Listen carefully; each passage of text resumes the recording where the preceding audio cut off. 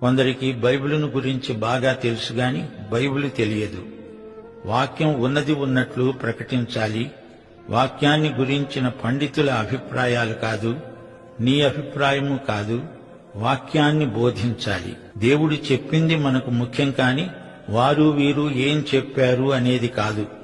కొందరు బైబిలులో నుండి ఏదో ఒక వచనం తీసుకొని దానిమీద తమ స్వంత అభిప్రాయాలను పొదిగి ప్రసంగాలు చేస్తారు. నామకార్థ క్రైస్తవులెందరో ఈ రోజున వాక్యాన్ని తృణీకరిస్తున్నారు. వీరు వాక్యానికి ప్రథమ స్థానం ఇవ్వరు.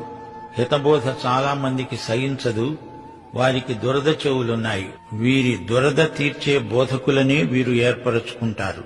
దురద చెవులను గోకే ప్రసంగాలంటే ఎక్కువగా ఇష్టపడతారు. ఈ బోధలు వారి చెవులను దాటి లోపలికి పోవు. ఈ రోజున బండబారిన హృదయాలను సుత్తెలాగా బద్దలు చేసే ప్రబోధాలు కావాలి.